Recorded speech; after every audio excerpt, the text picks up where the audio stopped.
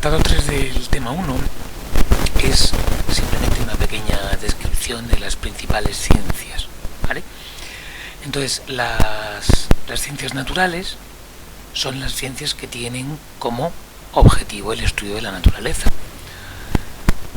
Lo que lo caracteriza con respecto a otro tipo de cosas es, por una parte, que es ciencia, es decir, que aplica el método científico, y por otra parte que estudia la naturaleza, porque si no, podría ser de otro tipo. Existen ciencias sociales, que son las que estudian, por ejemplo, las sociedades, o existen ciencias económicas, que existen la transacción de dinero entre las personas.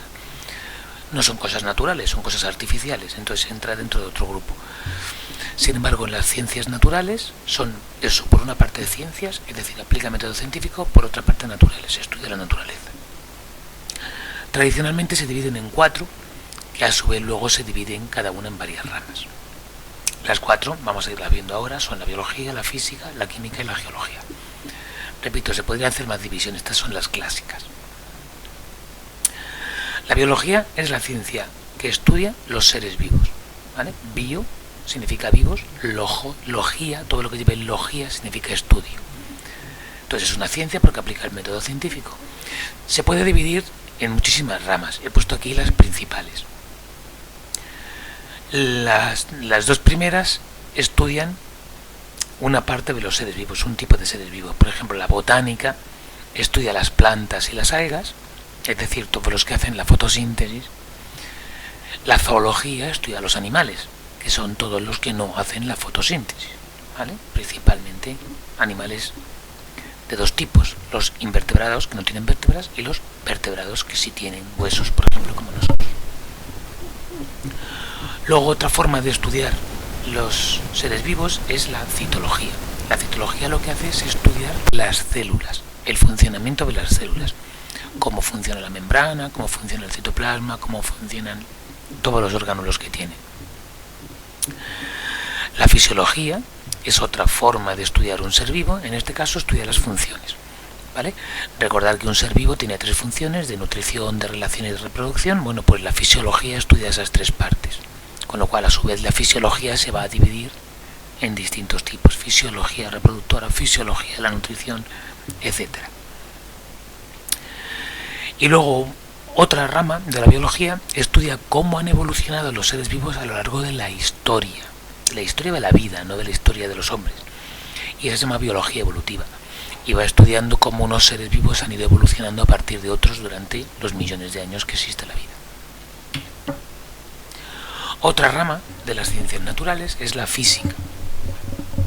La física lo que hace es estudiar los fenómenos naturales, pero desde el punto de vista de la materia, la energía, el espacio y el tiempo.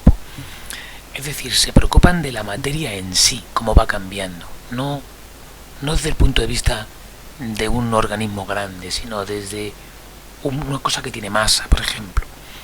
Entonces, podría estudiar un deporte o la física de una persona, pero en cuanto a su velocidad, su aceleración, su masa y cosas de ese estilo. Tradicionalmente se divide en varios tipos, ¿vale? La primera tiene que ver con lo que acabo de decir. Estudia el movimiento de los cuerpos, se llama dinámica, ¿vale? La velocidad, la aceleración, la energía, bueno, la energía no, la velocidad, la aceleración, los cambios de posición, etc.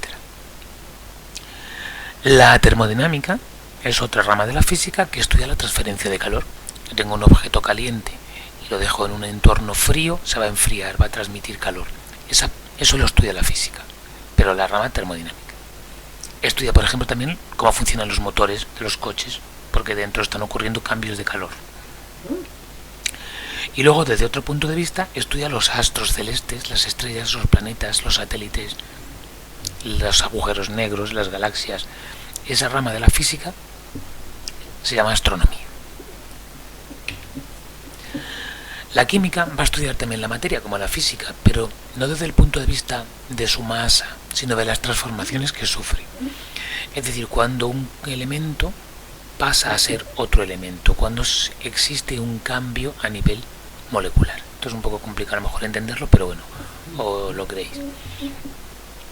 Cuando yo, por ejemplo, quemo madera, pasa de ser madera a ser dióxido de carbono y agua y humo, ¿vale? Pues ese cambio sería una combustión, eso lo estudia la química.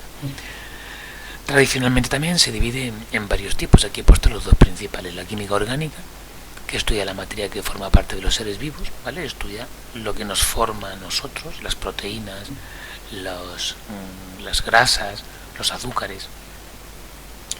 Y luego, por otra parte, la química inorgánica, que estudia lo que no forma parte de los seres vivos, como los metales o los minerales, ¿vale? Desde su punto de vista químico. Por ejemplo, dentro de la química orgánica se puede sacar una especialidad que es la química de los materiales, en la que se crean plásticos, por ejemplo. La cuarta de las ramas es la geología, que es la que estudia la parte rocosa del planeta. Esto va a estudiar ahora la Tierra, o los otros planetas, pero principalmente la Tierra, desde distintos puntos de vista. Por ejemplo, la mineralogía estudia los minerales y las rocas, su composición, sus cambios, su formación. La paleontología estudia la Tierra en la antigüedad, cómo ha ido cambiando con los millones de años, si se han movido los continentes, si ha habido terremotos, bueno, eso lo hace la sismología, perdón, si se han formado montañas, si se han formado valles, si se han cerrado mares, si han subido continentes, etcétera. Y la sismología, por ejemplo, estudia los terremotos, en concreto los terremotos. Eso es una rama de la geología muy específica.